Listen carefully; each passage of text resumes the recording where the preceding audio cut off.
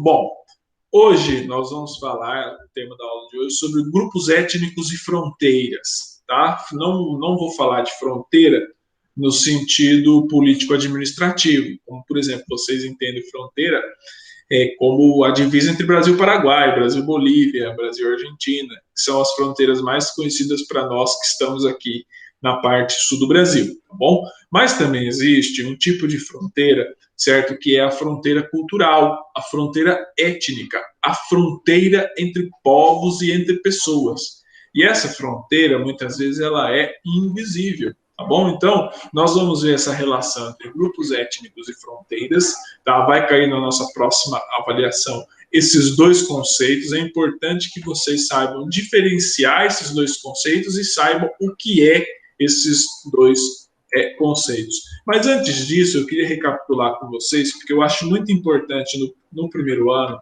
porque vocês não tiveram base da disciplina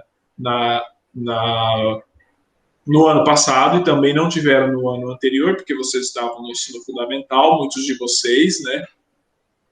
E aí eu fico revisando para que vocês não esqueçam o que nós estudamos na aula passada, até porque o conteúdo das aulas passadas vai cair agora na nossa prova bimestral, junto com o conteúdo de hoje, que são grupos étnicos e fronteiras, tá bom? E aí nós estudamos nas aulas anteriores, pessoal, alunos, primeiramente a divisão das ciências sociais. Nós estudamos que as ciências sociais são divididas em sociologia, antropologia e ciência política. Eu também falei para vocês que há uma controvérsia muito grande, não é um consenso entre os sociólogos, entre os cientistas sociais, tá? Porque alguns cientistas sociais consideram as áreas como de história, geografia, economia, também como área das ciências sociais, tá? Só que nós vamos no consenso aqui no que diz a maioria dos autores.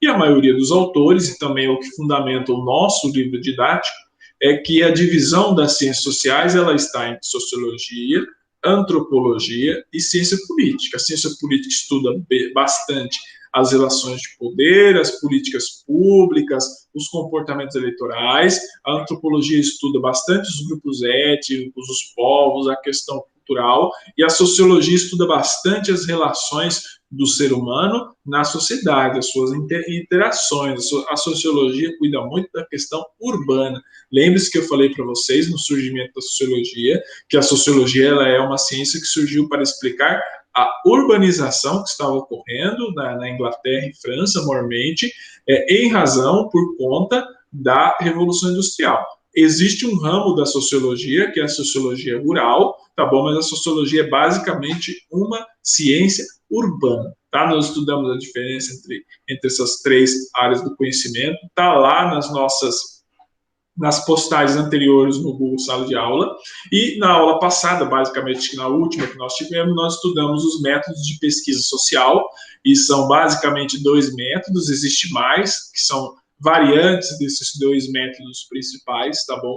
Que é o método quantitativo e o método qualitativo. O método quantitativo é aquele que vai utilizar dados estatísticos em sua maioria, tá? E aponta numericamente a frequência e intensidade dos fenômenos sociais e tem como principal ferramenta os dados estatísticos, tá bom? Então você observa que você lê um trabalho de sociologia, por exemplo, em que ele trata, vamos supor, violência contra a mulher. Um sociólogo, na maioria das vezes, ele vai mostrar, por meio de dados estatísticos, a frequência do índice de violência contra a mulher numa determinada região ou num determinado segmento da sociedade. Na maioria das vezes, os sociólogos utilizam segmentos da sociedade, utilizam grupos, classes, tá, para fazer o seu trabalho, porque ele não pode fazer como um todo. E o qualitativo é aquele que busca contato direto pessoal com o objeto de pesquisa e tem como fundamento teorias, hipóteses e a pesquisa de campo fundamentada muitas vezes na observação participante. Vocês observaram, você tem um exemplo do Bronislaw Malinowski, certo? Que foi um antropólogo inglês que estudou os nativos da ilha Trombian, em que ele ficou muito tempo ali entre os nativos, ele fez uma observação participante, ele participou dos ritos, ele interagiu com aquele grupo. Foi uma pesquisa qualitativa, certo? Dito isso, recapitulando o que nós fizemos na nossa aula passada, E já avançando no nosso conteúdo de hoje, nós vamos entrar na questão de grupo étnico. Eu falei no começo da aula que nós vamos estudar grupos étnicos e fronteiras sociais, certo? Nós vamos primeiro nos ocupar do conceito de grupos étnicos, tá? Porque eu atrelei esse conceito de grupos étnicos com o conceito de fronteiras sociais?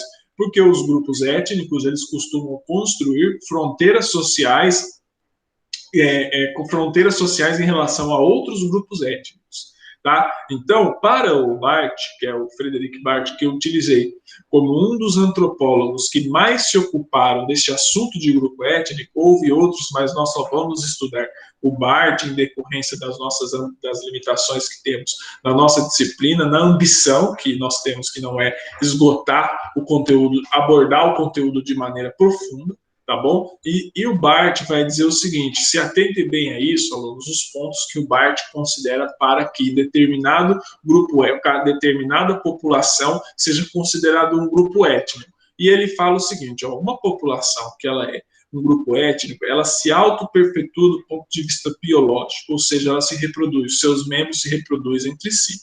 Ela compartilha valores culturais fundamentais, idioma, religião, hábitos, ou seja, elas têm hábitos iguais, elas têm a mesma religião, elas comungam por meio dessa religião no espaço público, elas têm o idioma, possuem uma comunicação e interação própria e tem um conjunto de membros que se identificam e são identificados por outros. Por exemplo, o brasileiro em si, ele pode ser considerado como um grupo étnico. Sim, nós brasileiros, nós nos perpetuamos do ponto de vista biológico, nós temos valores culturais fundamentais.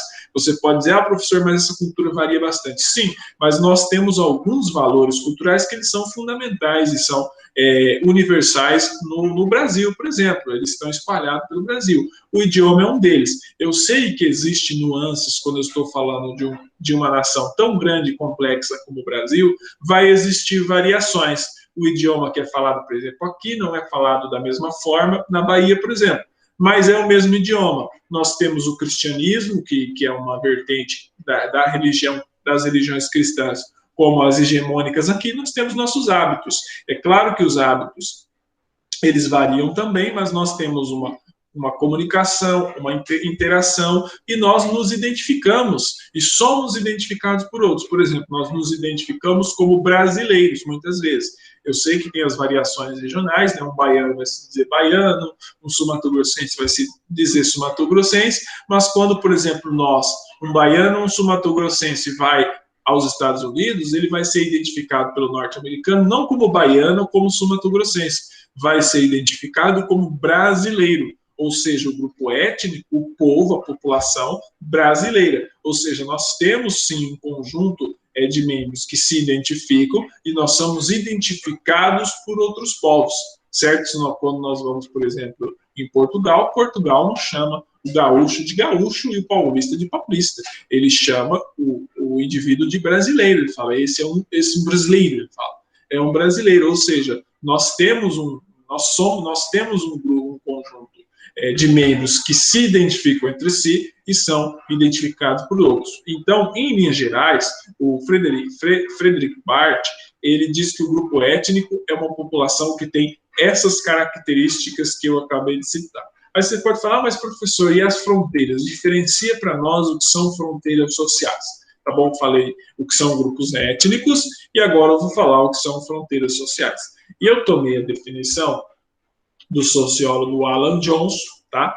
Que ele vai definir fronteira como um ponto ou limite que distingue um sistema ou grupo social de outro e identifica e estabelece quem deles pode participar. Por exemplo, se você for na fronteira, por mais na fronteira aqui Brasil e Paraguai, por mais que tenha uma identificação muito grande entre brasileiros e paraguaios, você identifica também situações que os diferenciam. Por exemplo, o brasileiro ali em Ponto Porã, ele muitas vezes não vai dominar o idioma guarani ou o idioma espanhol. Ele pode até entender pela proximidade, pela interação, mas ele vai ter o idioma português. e o Paraguai vai ter o idioma, por mais que ele entenda o português, que ele chama de brasileiro, né, não chama de idioma português, ele chama de idioma brasileiro, ele vai ter como seus referenciais o idioma espanhol e o guarani. Então, ele vai se distinguir do brasileiro por meio desse idioma. O idioma, portanto, na interação entre esses dois povos, é a fronteira entre esses dois povos. Certo? Então, estabelece quem deles podem participar. Unidades militares, por exemplo, que eles colocam, distingue-se uma das outras por uniformes insígnias. Por exemplo, um general, ele utiliza 2 estrelas, um general de brigada, por exemplo, e um coronel usa 1 estrela, e um general de divisão 3 estrelas, e um general de exército 4 estrelas. Ou seja, você pode ver numa sala um monte de generais e falar, são todos generais. Só que uns são mais generais do que outros, porque um tem um tipo de estrela, outro tem outro tipo de estrela. E você diferencia a patente entre os generais, a divisão entre os generais, porque general é uma patente em si, você identifica esses generais pelas fronteiras, e as fronteiras deles são as estrelas, ou maiormente os uniformes. Se você for ver um militar da Marinha com um militar do Exército, você vê a diferença entre os uniformes. O uniforme da Marinha é um uniforme branco, por exemplo, o uniforme que o almirante usa. Ou seja, a roupa, a vestimenta, muitas vezes, ela é uma fronteira. Sim, porque, por exemplo, o padre da paróquia, você identifica ele de longe porque ele veste a batina.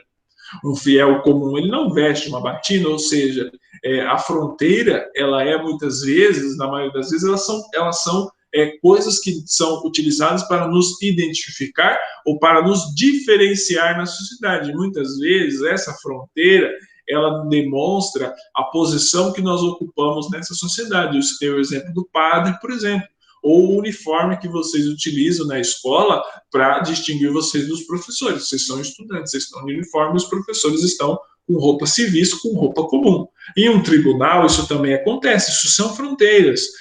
Fronteira, como repetindo, não querendo ser muito repetitivo, mas já sendo, fronteiras não é apenas a divisão entre 2 estados nacionais, certo? Aquela fronteira física ou uma fronteira política que nós identificamos. Ou seja, num tribunal você vê a posição física dos advogados em relação aos demais participantes no julgamento e o comportamento que adotam e indicam sua posição, assim como as fronteiras que os separam dos demais. Por exemplo, o juiz fica lá no alto e o cara que usa o martelo, por exemplo, ele tem a veste talares, ele tem a veste dele, ele está ali com a sua vestimenta, ele tem o martelo e ele está numa posição acima. É a posição de juiz. Você rapidamente consegue identificar esse indivíduo como juiz, ou seja, é a fronteira que ele estabelece em relação às outras pessoas para se diferenciar.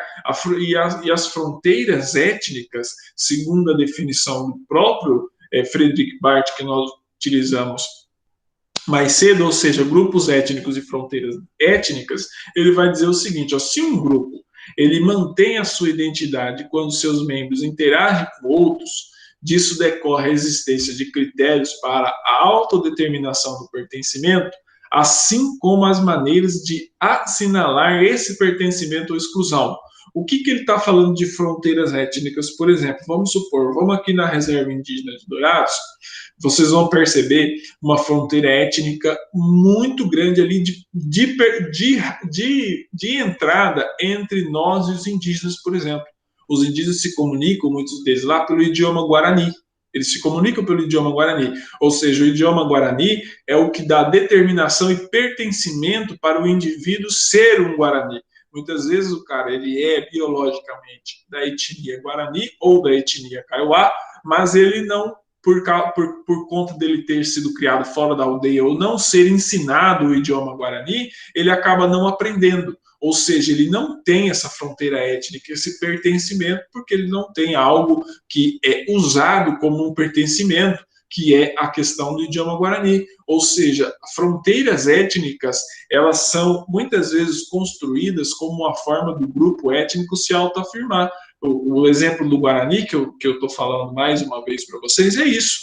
Esse grupo étnico, o Guarani, ele utiliza o idioma Guarani, ele utiliza o seu idioma como uma forma de gerar determinação e pertencimento.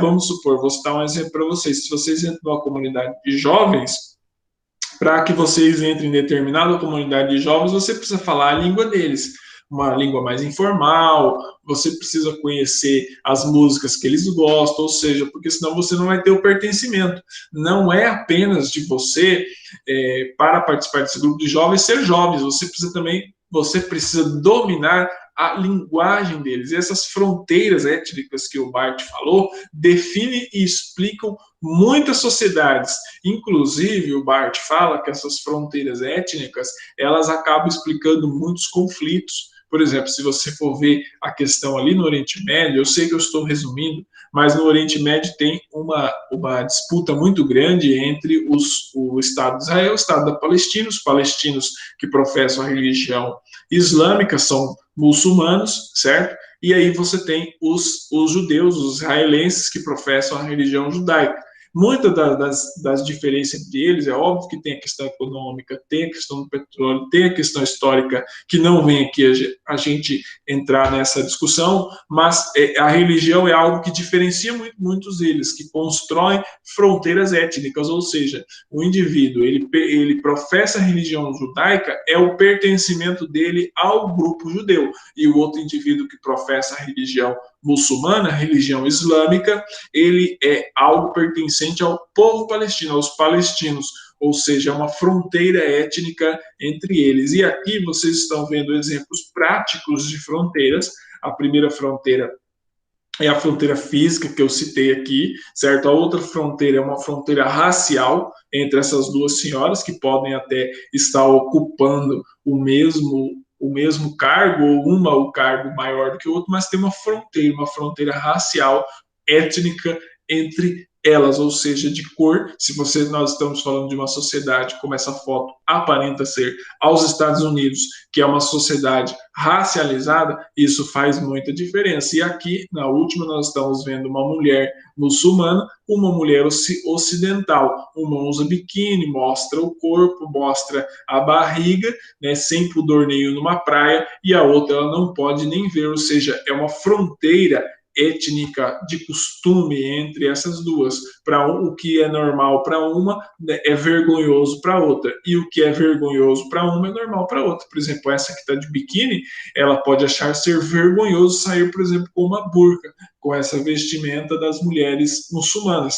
E, por outro lado, essa mulher muçulmana, ela vai achar horroroso vestir um negócio desse, ainda mais em público, porque as mulheres na religião muçulmana, elas não aparecem para homens que não são da sua família, ou o marido, no caso. Então, fica essa questão para que vocês possam assimilar das fronteiras, as fronteiras étnicas. Portanto, recapitulando, Bart fala de fronteiras étnicas, nós citamos grupo étnicos, fronteiras sociais, falei do que são, e fronteiras étnicas, que é quando um grupo ele mantém sua identidade, quando seus membros interagem com outros, e disso decorre a existência de critérios para a determinação do pertencimento. Por exemplo, para você pertencer ao grupo, por exemplo, árabe, a um grupo muçulmano, você precisa professar a religião muçulmana. Para você pertencer ao grupo cristão, você precisa professar a religião cristã, por exemplo, é um exemplo, assim como maneiras de assinalar